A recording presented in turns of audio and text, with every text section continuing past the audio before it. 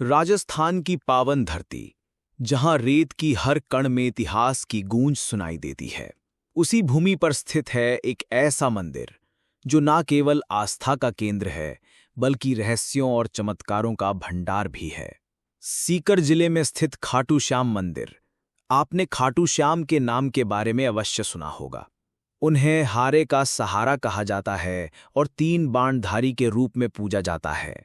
पर क्या आप जानते हैं कि ये मंदिर, जो प्रतिवर्ष लाखों श्रद्धालुओं को अपनी ओर आकर्षित करता है, केवल भक्ति का स्थल नहीं, बल्कि एक रहस्यमय कहानी का जीवंत प्रमाण भी है।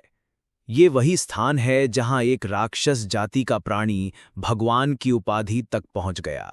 एक ऐसी कथा जो आपके रोंगटे खड़े कर देगी। आज हम आपको खाटू श्याम मंदिर की एक ऐसी अनसुनी यात्रा पर ले जाने वाले हैं, जहां हर कदम पर एक चमत्कार, हर दीवार पर एक कथा और हर कोने में एक रहस्य छिपा हुआ है। शायद आपने ये नहीं सुना होगा कि खाटू श्याम मंदिर की नींव एक ऐसी कहानी पर टिकी है जो महाभारत काल से जुड़ी हुई है।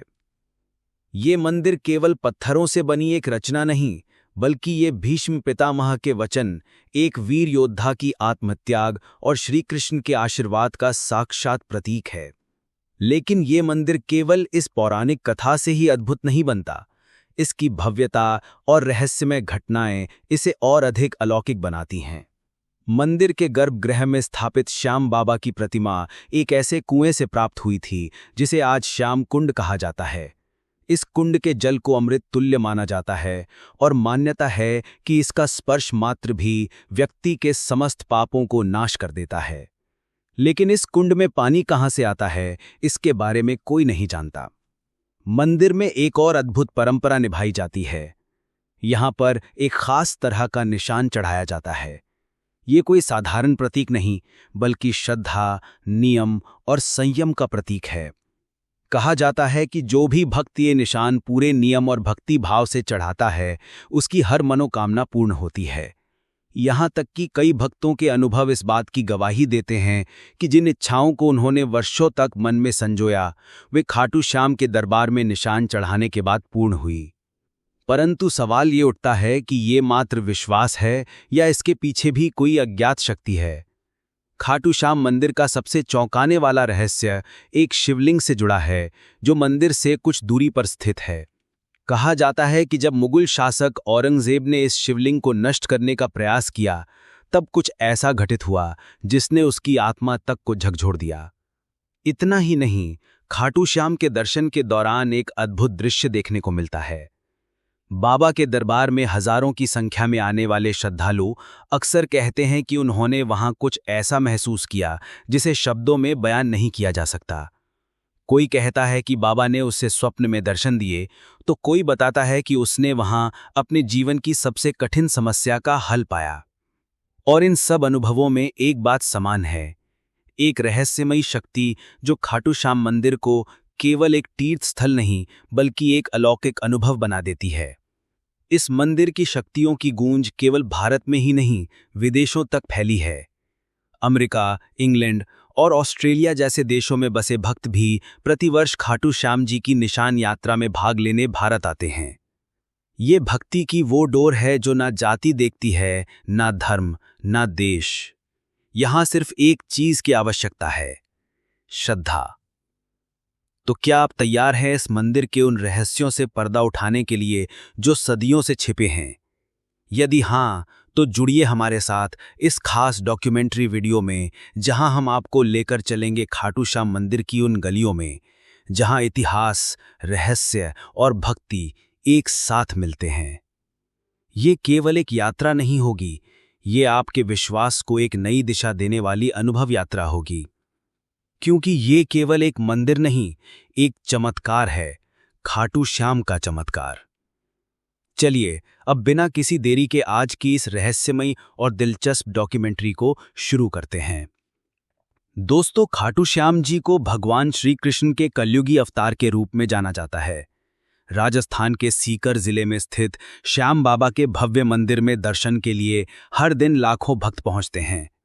मान्यता है कि श्याम बाबा सभी की मनोकामनाएं पूरी करते हैं और फर्श से अर्श तक पहुंचा सकते हैं। बाबा खाटू श्याम का संबंध महाभारत काल से माना जाता है। ये पांडुपुत्र भीम के पौत्र थे। पौराणिक कथा के अनुसार खाटू श्याम की अपार शक्ति और क्षमता से प्रभावित होकर श्री कृष्ण ने इन्हें कलयुग में अपने नाम से पूजे जाने का वरदान दिया था। लेकिन ये वरदान किस स्थिति में दिया गया है, इसके बारे में शायद ही आप जानते होंगे। हारे का सहारा खाटू श्याम हमारा, ये तो आपने अक्सर ही सुना होगा, लेकिन हारे का सहारा बनने के पीछे की कहानी से शायद ही आप परिचित होंगे। इन सभी सवालों के जवाब मिलेंगे आपको महाभारत की उस कथा में जो आपने नहीं सुनी होगी। तो आइए जानते हैं खाटू श्याम जी की इस पवित्र कथा के बारे में।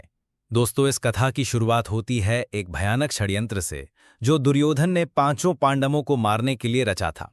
जैसा कि आप सभी जानते हैं कि महाभारत में कौरवों और पांडवों का युद्ध दर्शाया गया है। दुर्योधन हमेशा से ही पांडवों को पसंद नहीं करता था, जिसकी वजह से उसके अंदर पांडवों के प्रति इतनी ज्यादा घृणा थी कि वह उन्हें किसी भी कीमत पर मारना ही चाहता था। जब भीष्म पितामह ने धृतराष्ट्र से युधिष्ठिर का राज्याभिषेक कर देने के लिए कहा, तब दुर्योधन ने पिता धृतराष्ट्र से कहा, पिताजी, यदि एक बार युधिष्ठिर को राज सिंहासन प्राप्त हो गया तो ये राज्य सदा के लिए पांडवों के वंश का हो जाएगा और हम कौरवों को उनका सेवक बनकर रहना पड़ेगा। इस पर धृतराष्ट्र बोले, वत्स दुर्योधन, युधिष्ठिर हमारे कुल की संतानों में सबसे बड़ा है, इसलिए इस राज्य पर उसी का अधिकार है। फिर भी भीष्म तथा प्रजाजन भी उसी को राजा बनाना चाहते हैं। हम इस विषय में कुछ भी नहीं कर सकते। तुम पांडवों के रुकने का प्रबंध करो। धृतराष्ट्र के वचनों को सुनकर दुर्योधन ने कहा, ठीक है पिताजी, मैंने इसका प्रबंध कर लिया है, बस आप किसी तरह पांडवों को वाराणावत भेज दें।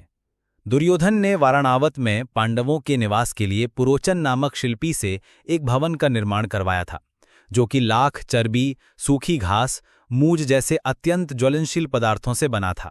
दुर्योधन ने पांडवों को उस भवन में जला डालने का षड्यंत्र रचा था। धृतराष्ट्र के कहने पर युधिष्ठिर अपनी माता तथा भाइयों के साथ वाराणावत जाने के लिए निकल पड़े। दुर्योधन के षड्यंत्र के बारे में जब विदुर को पता चला तो वे तुरंत ही वाराणावत जाते हुए पांडवों से मार्ग में मिले और उन्होंने दुर्योधन के षड्यंत्र के बारे में बताया।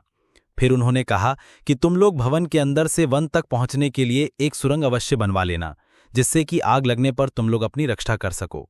मैं सुरंग बनाने वाला कारीगर चुपके से तुम लोगों के पास भेज रहा हूं। जिस दिन पुरोचन ने आग प्रज्वलित करने की योजना बनाई थी, उसी दिन पांडवों ने गांव के ब्राह्मणों और गरीबों को भोजन के लिए आमंत्रित किया। रात में पुरोचन के सोने पर भीम ने उसके कमरे में आग लगाई। धीरे धीरे आग चारों ओर लग गई। लाक्षागृह में पुरोचन तथा अपने बेटों के साथ भीलनी जलकर मर गई। लाक्षागृह के भस्म होने का समाचार जब हस्तिनापुर पहुंचा तो पांडवों को मरा समझकर वहां की प्रजा अत्यंत दुखी हुई। दुर्योधन और धृतराष्ट्र सहित सभी कौरवों ने भी शोक मनाने का दिखावा किया और अंत में उन्होंने पुरोचन, भीलनी और उसके बेटों को पांडवों का शव समझकर अंत्येष्टि करवा दी। लाक्षागृह की सुरंग से निकलकर पांडव जिन हिंडनी नदी किनारे पहुंच गए थे, जहां पर विदुर द्वारा भेजी गई एक नौका में सवार होकर वे नदी के उस पार पहुंच गए। नदी पार पहुंचने के बाद वो सभी एक जंगल में पहुंचे। वहीं पर हिड्डिम नाम का राक्षस अपनी बहन हिडिंबा के साथ रहता था। हिड्डिम हिडिंबा पर अपना जोर चलाता था और उससे मानवों का मांस लाने के लिए कहता था।